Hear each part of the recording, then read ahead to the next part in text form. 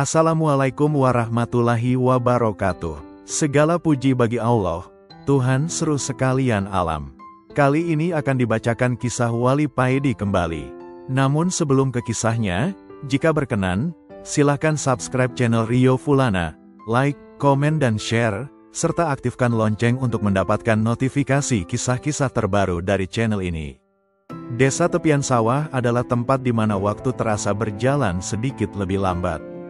Di sini, ritme kehidupan ditentukan oleh musim tanam dan panen, suara azan dari langgar tua, dan tentu saja, celetukan-celetukan Wali Paidi yang seringkali membuat orang mengernyitkan dahi sebelum akhirnya tersenyum atau malah termenung.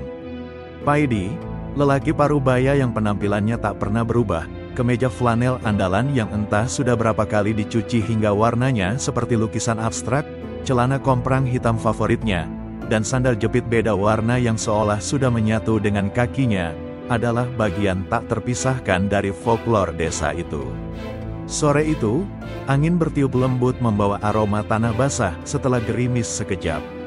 Paidi sedang menikmati ritual sorenya, duduk di gardu ronda bambu yang sedikit reyot, ditemani secangkir kopi tubruk hitam pekat tanpa gula dan sebungkus nasi kucing legendaris dari angkringan Mbah Karto. Nasi kucing Mbah Karto bukan sembarang nasi kucing. Porsinya memang mini, tapi sambal terinya punya tendangan yang pas, dan nasinya pulen karena dimasak pakai kayu bakar. Kata orang-orang, Mbah Karto punya resep rahasia yang bikin nasi kucingnya terasa beda. Wah, tumben Kang Paidi sarapan sore pakai menu spesial, sapa Pak Bejo, kepala dusun yang kebetulan lewat sepulang dari mengecek saluran irigasi sawahnya. Janggut tipisnya bergerak-gerak saat bicara. Paidi, yang sedang membersihkan sisa sambal teri di sudut bibirnya dengan punggung tangan, hanya nyengir lebar. Niki sanes sarapan Pak Bejo. Niki namung appetizer, ini bukan sarapan Pak Bejo. Ini cuma makanan pembuka, jawabnya. Makanan pembuka, memangnya habis ini mau ada hajatan di mana? Pak Bejo duduk di sebelah Paidi, mengeluarkan sebungkus rokok kretek dari sakunya. Hajatan besar Pak, hajatan mata, kata Paidi sambil menunjuk ke arah timur dengan dagunya. Di kejauhan, puncak Gunung Arjuna berdiri megah, sebagian tertutup awan sore yang mulai berwarna jingga. Besok pagi, matahari mau pentas di sana. Katanya tiketnya gratis, pemandangannya bintang 5. Saya mau nonton dari tribun VIP. Pak Bejo terbatuk kecil menahan tawanya. Tribun VIP, maksudmu puncak Arjuna, di... Enggeh Pak, pengen lihat lebih dekat saja. Penasaran kayak apa rasanya matahari bangun tidur kalau dilihat dari kamarnya langsung, jawab Paidi dengan nada serius yang dibuat-buat. Pak Bejo menggelengkan kepala, sudah hafal dengan gaya bicara Paidi. Kamu ini ada-ada saja, mau naik Arjuna, sekarang juga, raut wajahnya berubah sedikit khawatir. Arjuna bukan gunung main-main, cerita keangkerannya sudah melegenda turun-temurun. Boten sakniki Pak, engkonek pun mantep bar isya, melaku santai mawon, tidak sekarang Pak. Nanti kalau sudah mantap habis isya, jalan santai saja, kata Paidi sambil menyeruput kopinya yang tinggal ampas. Kan lumayan, olahraga malam, hitung-hitung ronda keliling gunung. Ronda keliling gunung, astaga Paidi, Pak Bejo menepuk jidatnya pelan. Kamu bawa bekal apa memangnya? Nasi kucing Mbah Karto itu cuma cukup buat ganjal perut 5 menit. Di gunung itu dingin, medannya berat, belum lagi kalau ketemu yang aneh-aneh. Suaranya sedikit merendah saat menyebut kata aneh-aneh. Paidi malah terkekeh, ia menepuk-nepuk perutnya yang rata. Soal cukup gak cukup itu biar perut yang protes nanti Pak. Sing penting niatnya lurus lempeng kayak jalan tol. Lagian, Gusti Allah kan maha kaya, masa iya tamu yang datang baik-baik dibiarkan kelaparan atau kedinginan. Paling nanti juga dikasih pinjam selimut kabut atau ditawari singkong bakar sama Mbah Penunggu, celotehnya lagi. Mbah Penunggu nawari singkong bakar, Pak Bejo makin tak habis pikir. Yang ada kamu malah ditawari jadi temannya. Wah, kalau diajak temenan ya bagus toh Pak. Nambah sedulur, nambah saudara, jawab Paidi enteng. Ia menghabiskan ampas kopinya, lalu berdiri. Enggak pun Pak Bejo, kulo tak uang sulriin, ajeng siap-siap. Ya sudah Pak Bejo, saya pulang dulu, mau siap-siap. Siap-siap apa Di? Siap-siap niat, jawab Paidi sambil nyengir, lalu melangkah santai meninggalkan gardu ronda. Sandal jepit beda warnanya berbunyi plok, plok, di jalanan tanah desa. Pak Bejo hanya bisa memandang punggung Paidi yang menjauh sambil menggelengkan kepala dan tersenyum tipis. Dasar Paidi, moga-moga kepenak lakumu Di, semoga enak perjalananmu Di, gumamnya pelan, menyimpan sedikit kekhawatiran tapi juga sebersit keyakinan aneh bahwa Paidi akan baik-baik saja. Di desa itu, semua orang tahu, Paidi memang beda. Malam semakin larut, suara jangkrik dan katak bersahutan mengisi keheningan desa. Setelah sholat Isya berjamaah di langgar yang dindingnya terbuat dari anyaman bambu, Paidi tidak langsung pulang. Ia duduk sebentar di serambi langgar, melinting beberapa batang rokok tingwe dengan tembakau kasar dan kertas papir murahan. Tangannya begitu terampil, hasilnya rapi meski dibuat dalam cahaya lampu 5 watt yang remang-remang. Persiapannya untuk nonton sunrise di Arjuna ternyata sangat minimalis, bahkan bisa dibilang nekat menurut standar pendaki manapun.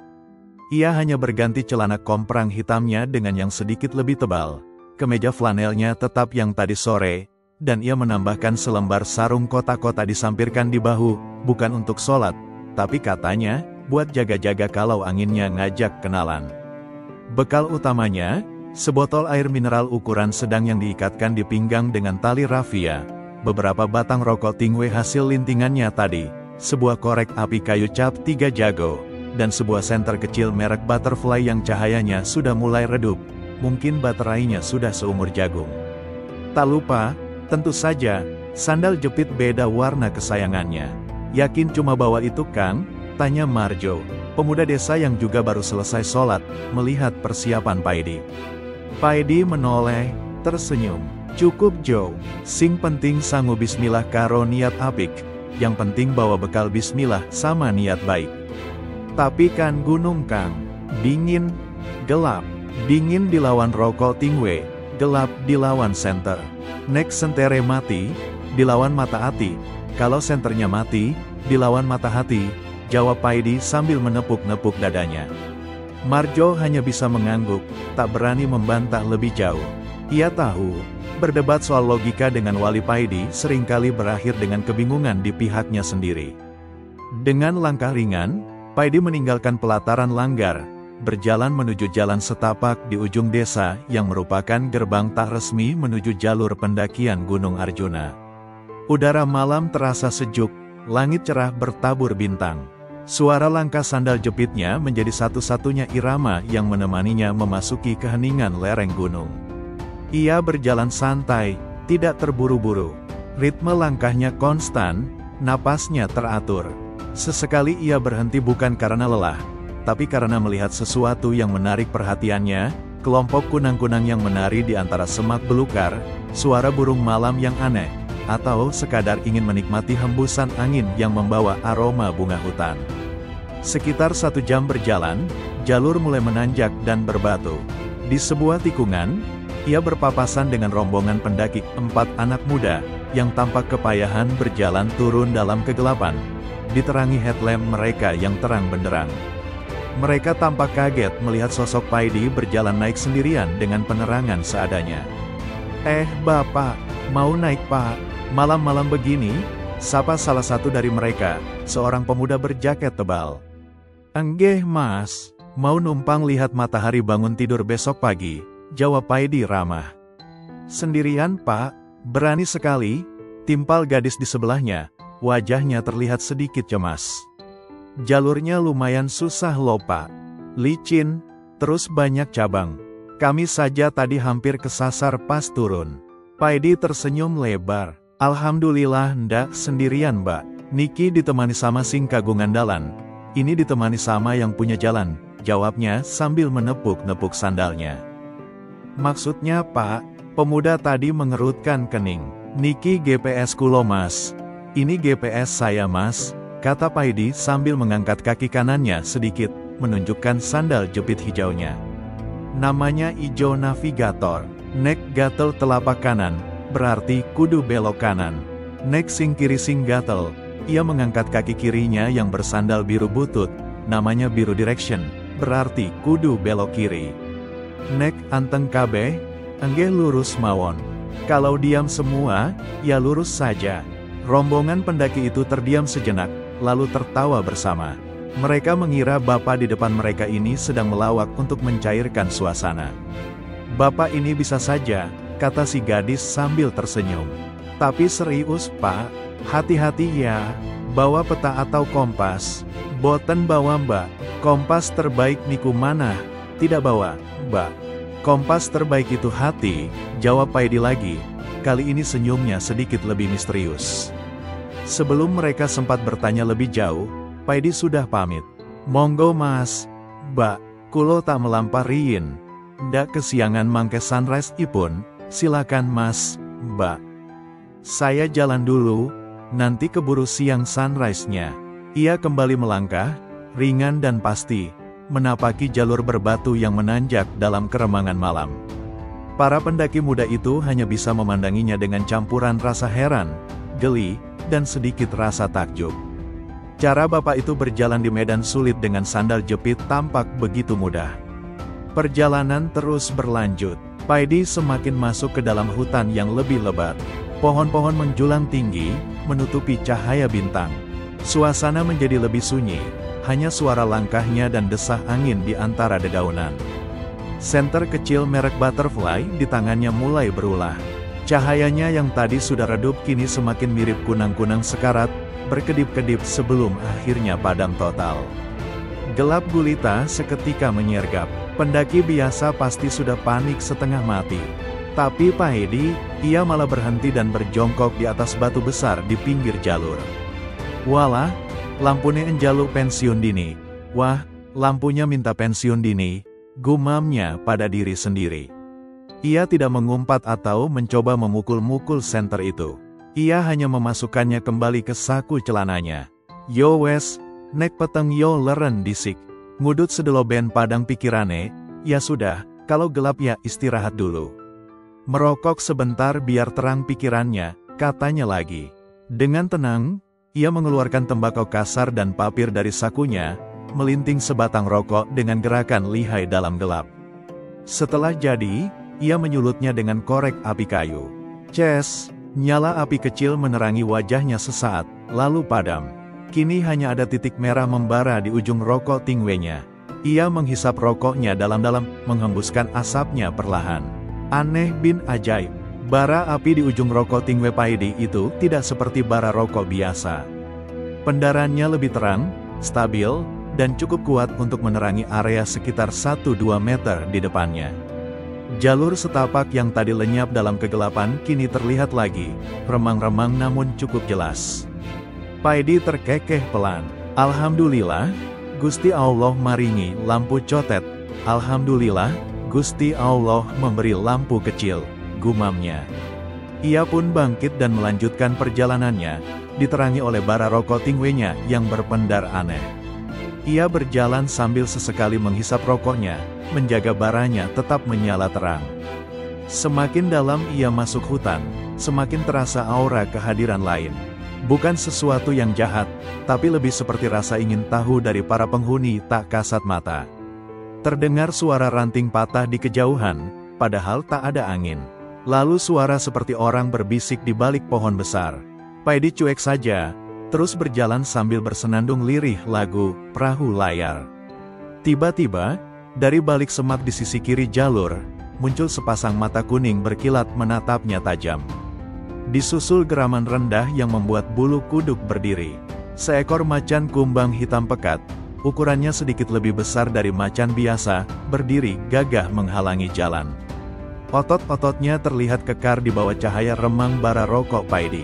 Ini bukan macan biasa, melainkan ingon-ingon, peliharaan, atau jelmaan penunggu kawasan itu. Paidi berhenti. Ia tidak lari, tidak juga gemetar. Ia malah menatap balik mata kuning itu dengan tenang.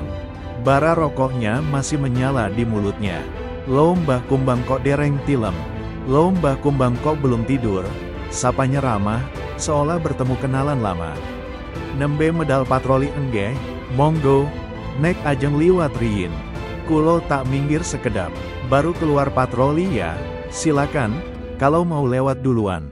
Saya minggir sebentar. Paedi benar-benar menepi sedikit, memberi jalan. Macan kumbang itu tampak terkejut dengan reaksi Paedi. Ia terbiasa melihat manusia lari ketakutan atau malah mencoba menyerang. Manusia di depannya ini malah menyapa ramah dan memberi jalan. Geramannya berhenti. Ia mengendus-endus udara sejenak, lalu menatap Paedi lagi, kali ini tanpa aura mengancam. Setelah beberapa saat hening, macan kumbang itu mengeluarkan suara dengkuran pelan, lalu melangkah anggun melewati Paedi dan menghilang kembali ke dalam kegelapan hutan.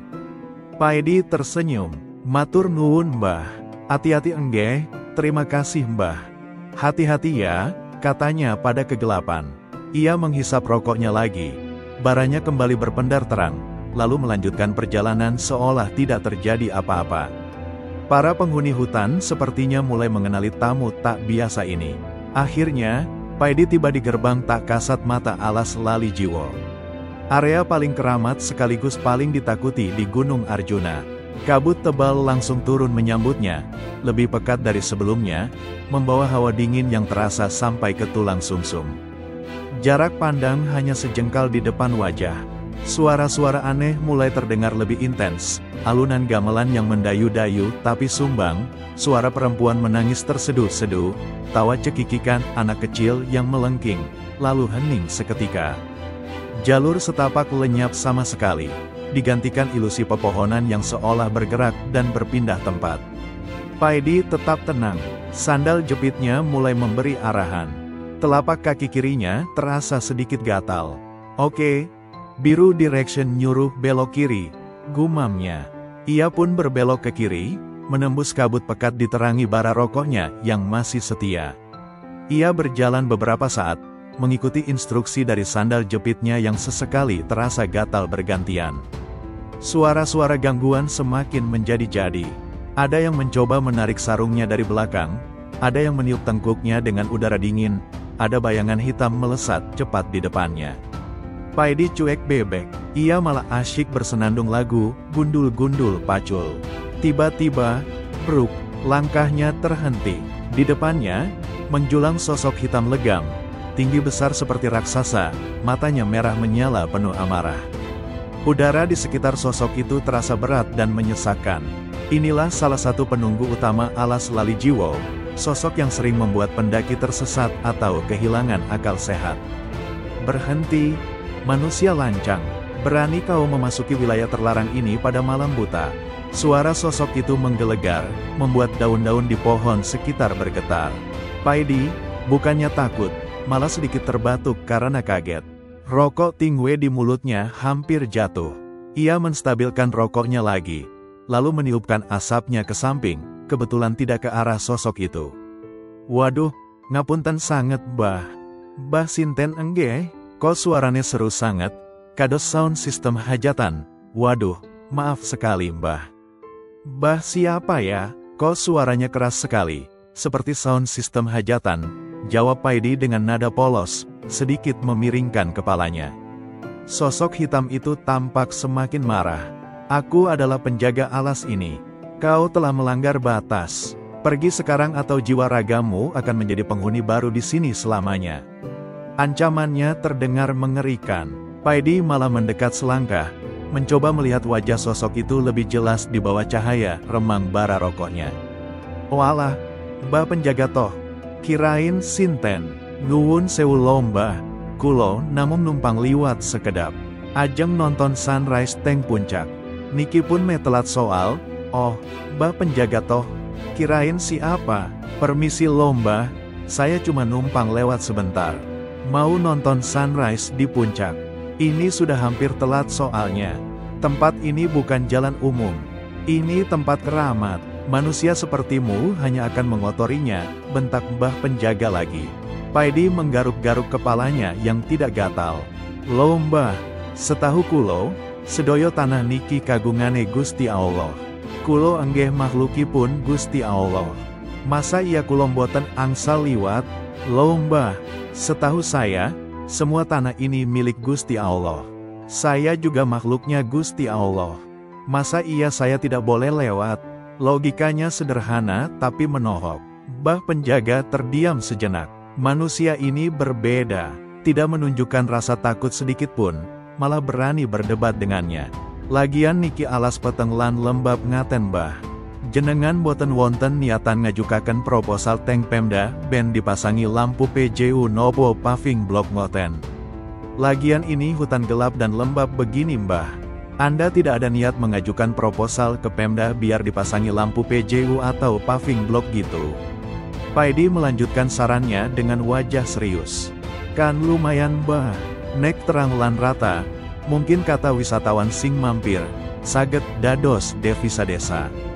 Kan lumayan Mbah, kalau terang dan rata, mungkin banyak wisatawan yang mampir, bisa jadi devisa desa. Mbah Penjaga melongo. Proposal, Pemda, lampu PJU, paving blok, devisa desa, konsep-konsep dunia manusia itu terdengar begitu asing dan menggelikan di telinganya. Amarahnya yang tadi membara perlahan tergantikan oleh rasa bingung dan sedikit geli. Ribuan tahun ia menjaga alas Lalijiwo, baru kali ini ia bertemu manusia model begini.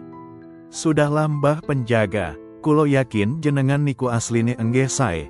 Namun tugas mawon sing abot kudu jogo alas ben tetep lestari, saya yakin Anda itu aslinya ya baik, hanya tugasnya saja yang berat harus jaga hutan biar tetap lestari, kata Paidi lagi, nadanya kini lebih lembut. Kulo namung numpang liwat kok, boten bade ngerisak nopo-nopo, janji, saya cuma numpang lewat kok, tidak akan merusak apa-apa, janji, ia menepuk dadanya. Kecuali nek wonten angkringan kopi buka teng lebet meriki, paling kulo enggeh mampir sekedap ngopi kali pesen gorengan. Kecuali kalau ada angkringan kopi buka di dalam sini, paling saya ya mampir sebentar ngopi sama pesan gorengan, tambahnya sambil nyengir. Tidak ada angkringan di sini, geram Mbah Penjaga, tapi kali ini lebih terdengar seperti gerutuan kesal daripada ancaman. Oh, enggeh pun nek ngaten. Yo wes. Kulo pamit riin enggih Mbah. Monggo dilanjut patroli ini pun. Oh, ya sudah kalau begitu. Ya wes, saya pamit dulu ya Mbah. Silakan dilanjut patrolinya, kata Paidi sopan. Tanpa menunggu jawaban, Paidi melangkah lagi, berjalan melewati samping sosok Mbah Penjaga yang masih sedikit terpaku. Anehnya, kabut di depan Paidi seolah sedikit menyingkir, memperlihatkan jalur setapak remang-remang yang harus dilaluinya. Sosok Mbah Penjaga hanya bisa memandang punggung Paidi yang menjauh diterangi bara rokok Tingwe. Energi negatif dan niat jahatnya seolah ternetralisir oleh kepolosan, logika absurd, dan ketenangan batin manusia aneh itu. Ia hanya bisa mendengus kesal lalu menghilang perlahan ke dalam kabut, mungkin sambil memikirkan ulang strategi penjagaannya atau malah mempertimbangkan ide proposal paving blok tadi. Setelah debat kusir dengan Mbah Penjaga, perjalanan Paidi di alas Lalijiwo terasa lebih tenang. Suara-suara gangguan berkurang drastis, seolah para penghuni lain sudah mendapat memo untuk tidak mengganggu tamu nyeleneh ini. Namun, suasana tetap terasa aneh dan mistis. Tak lama kemudian, indera penciuman Paidi menangkap aroma yang sangat menggoda, bau harum jadah bakar dicampur aroma gula Jawa yang sedikit sangit. Perutnya yang tadi hanya diganjal nasi kucing Mbah Karto mulai berbunyi keroncongan.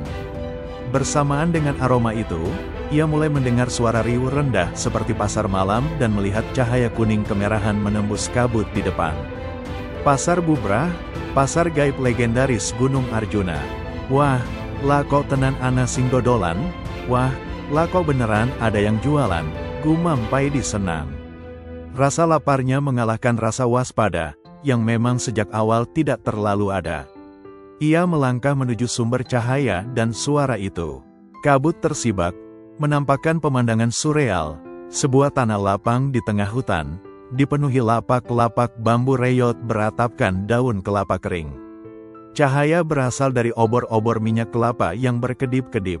Sosok-sosok berjubah gelap, berpakaian adat Jawa kuno, atau berwujud setengah hewan berlalu lalang, melakukan transaksi dengan benda-benda aneh, batu akik sebesar kepalan tangan, keris yang mengeluarkan asap tipis, buah-buahan berwarna ganjil, hingga ramuan dalam botol-botol tembikar.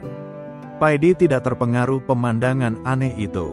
Matanya fokus mencari sumber aroma jadah bakar. Akhirnya ketemu. Di sudut pasar, seorang nenek tua renta dengan wajah penuh keriput dan mata cekung sedang cekatan membakar jadah di atas tungku arang kecil. Jadah buatannya tampak pulen, berwarna putih bersih dengan sedikit gosong di beberapa bagian, mengeluarkan asap harum yang membuat perut Paidi semakin bergejolak. "Permisi Mbah Putri," sapa Paidi sopan, mendekati lapak si nenek. "Niki jadah bakar enggeh, wangin Eko sangat." "Ini jadah bakar ya, baunya enak sekali." Si nenek mendongak, menatap Paidi dengan pandangan kosong namun tajam. Ia tidak menjawab, hanya menunjuk ke arah jadah yang sedang dibakarnya, lalu menunjuk ke sebuah mangkuk kecil di sebelahnya yang berisi 3 keping uang emas kuno yang berkilauan redup, tanda harga. Paidi melihat koin emas itu, lalu menghela napas pendek sambil merogoh saku celana komprangnya. Ia mengeluarkan seluruh isinya, beberapa lembar uang 2 ribuan dan 5 ribuan yang sudah lecek dan lusuh, beberapa koin receh, dan sebatang kapur tulis putih yang separuh terpakai, bekas ia iseng mencoret-coret tembok gardu ronda kemarin sore. Ia menatap koin emas si nenek, lalu menatap isi sakunya yang menyedihkan. "Waduh Mbah Putri, kulom boten gadah keping emas kados niku." "Waduh Mbah Putri, saya tidak punya keping emas seperti itu," katanya dengan nada memelas yang dibuat-buat. "Gadehe namung arto receh kali niki, punyaknya cuma uang receh sama ini." Ia menunjukkan kapur tulis putih itu. "Niki kapur tulis saking sekolahan SD ngisor desa. Asli Mbah, niki nek diagem nyerat teng papan tulis, saged dados ilmu lo. Ini kapur tulis dari sekolahan SD bawah desa. Asli Mbah, ini kalau dipakai menulis di papan tulis, bisa jadi ilmu lo." Si nenek menatap kapur tulis itu dengan dahi berkerut. Sosok-sosok pembeli lain di dekat lapak itu juga ikut memperhatikan dengan penasaran. Mereka terbiasa dengan transaksi barter barang gaib, tumbal nyawa, atau energi kehidupan.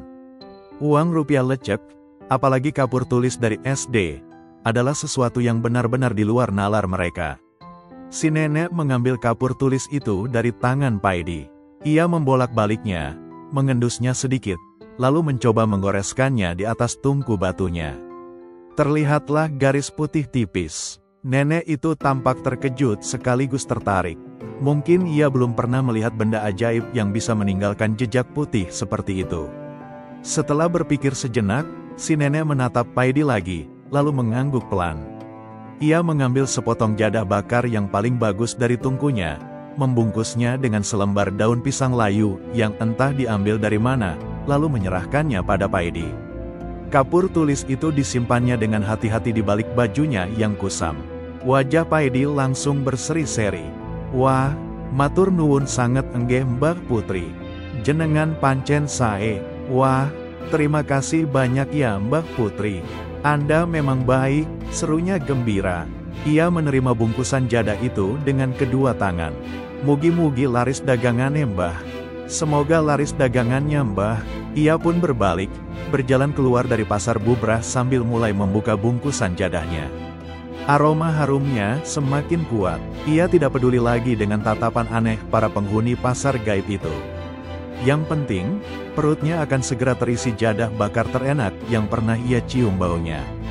Transaksi paling aneh di pasar bubrah malam itu mungkin baru saja terjadi. Sebungkus jadah bakar ditukar dengan sebatang kapur tulis bekas. Dengan perut terisi jadah bakar gaib yang rasanya luar biasa nikmat, dan anehnya membuatnya merasa sangat segar dan bertenaga, Paidi melanjutkan pendakian terakhir menuju puncak.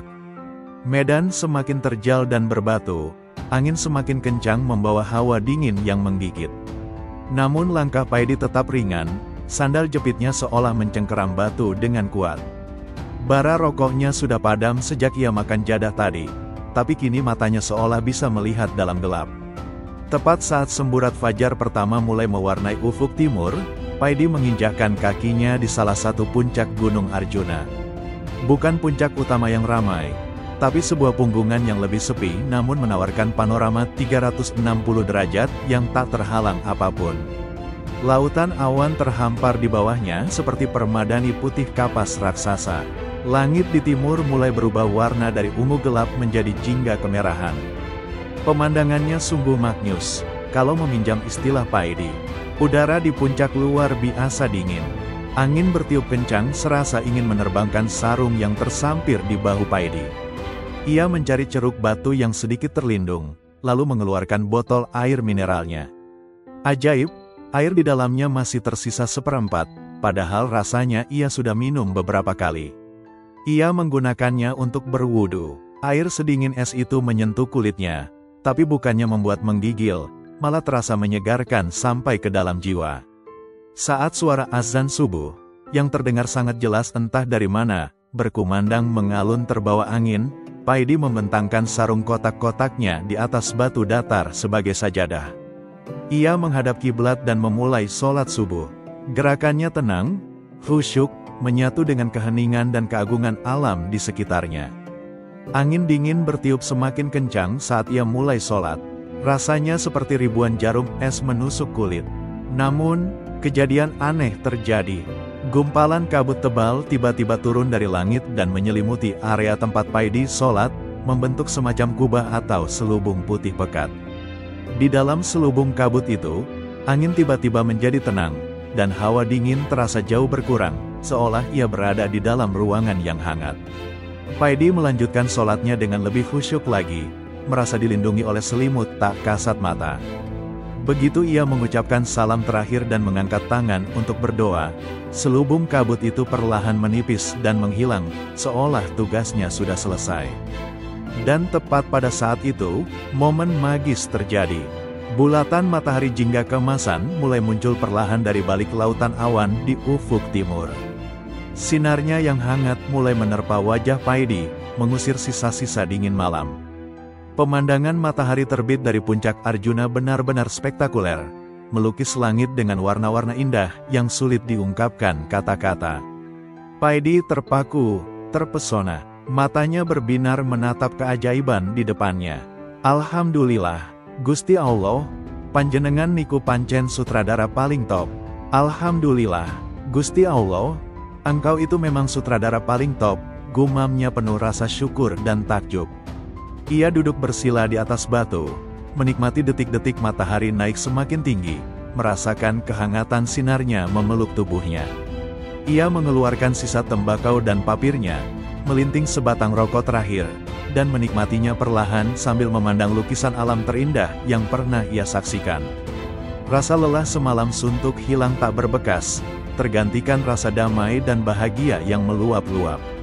Niat isengnya untuk lihat sunrise lebih dekat terbayar lunas, bahkan lebih. Setelah matahari cukup tinggi dan sinarnya mulai terasa terik, Paidi merasa puas. Misinya nonton sunrise sudah sukses besar. Kini saatnya pulang. Tapi membayangkan harus berjalan turun lagi menuruni lereng terjal dan berbatu membuatnya sedikit males. Waduh, kok rasane wegah mudun yo? Wah, kok rasanya malas turun ya? Gumamnya sambil meregangkan otot. Nek melaku maneh, tekan ngoma iso luhur iki. Padahal weteng wis mulai enjaluk jatah sarapan meneh. Kalau jalan lagi, sampai rumah bisa duhur ini. Padahal perut sudah mulai minta jatah sarapan lagi. Ia iseng menengada ke langit biru cerah. Gusti, nopo mboten wonten diskon transportasi engge saking puncak meriki. Ojek online nopo ngoten, Gusti? Apa tidak ada diskon transportasi ya dari puncak sini? Ojek online atau gitu? Baru saja ia selesai bergumam iseng, tiba-tiba terdengar suara kepakan sayap yang kuat dari atas. Seekor burung elang Jawa yang luar biasa besar. Rentang sayapnya mungkin selebar pintu rumah, terbang berputar-putar di atas puncak, lalu dengan anggun mendarat di sebuah batu besar tak jauh dari tempat Paidi duduk. Elang itu menatap Paidi dengan matanya yang tajam, seolah menunggu perintah. Bulunya coklat keemasan berkilauan diterpa sinar matahari. Paidi melongo sejenak, lalu nyengir lebar. Lo alah, lah kok dijawab tenan, niki Mas Garuda nopo Pak Elang enggeh. Lo alah, lah kok dijawab beneran, ini Mas Garuda atau Pak Elang ya, sapanya pada burung raksasa itu. Elang itu hanya memiringkan kepalanya sedikit, seolah bertanya ada apa. Ngeten Pak Elang? Paidi mendekat perlahan. Niki kulo kok rodo aras-arasen ajeng melampah mandap.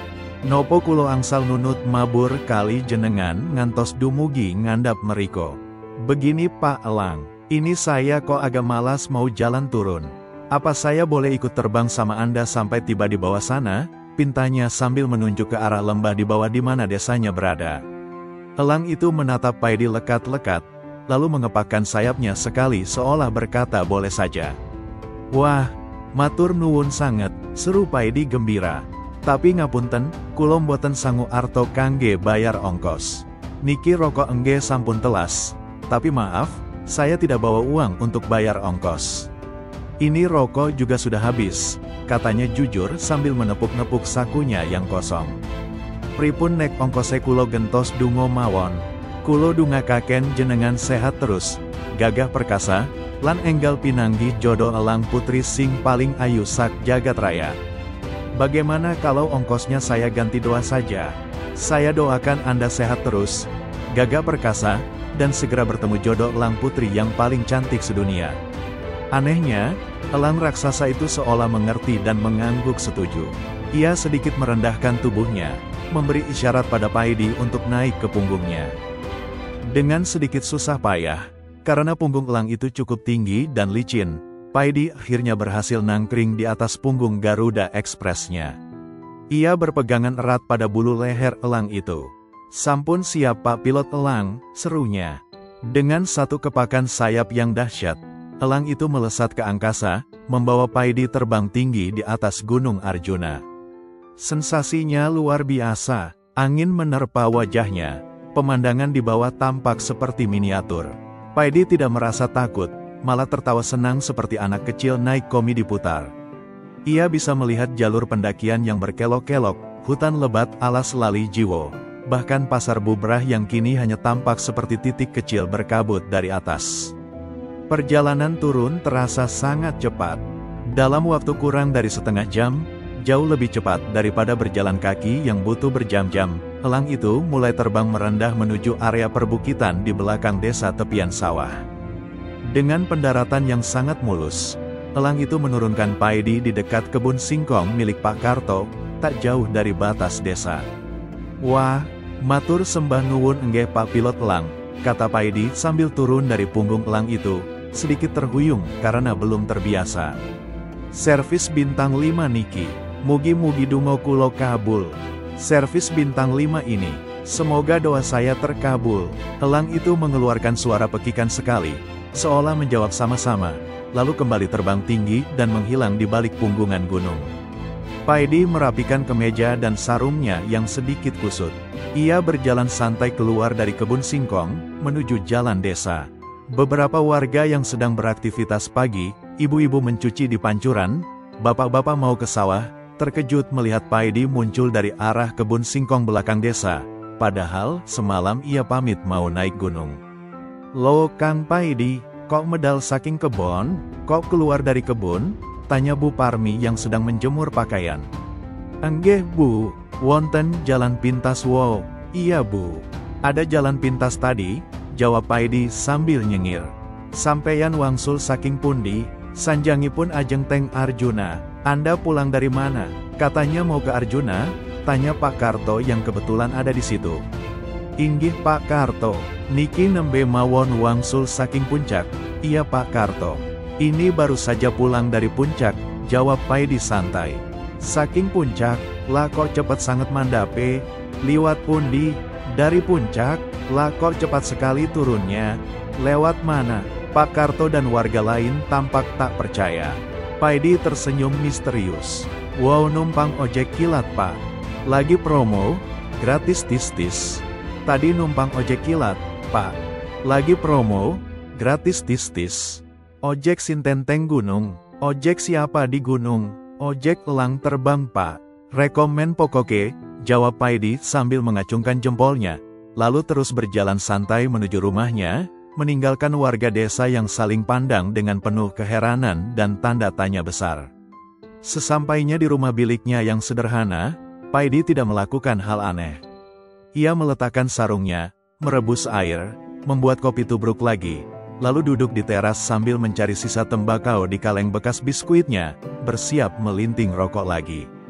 Seolah perjalanan luar biasa semalam, mendaki gunung sendirian, diterangi bara rokok, berdebat dengan penunggu hutan, bertransaksi dengan kapur tulis di pasar gaib, sholat diselimuti kabut, dan pulang dibonceng elang raksasa, hanyalah bagian biasa dari rutinitas hariannya. Wali Paidi kembali menjadi Paidi biasa. Sosok sederhana dari tepian sawah, dengan kemeja flanelnya, celana komprangnya, sandal jepit beda warnanya, dan celetukan-celetukannya yang nyeleneh namun penuh makna tersembunyi.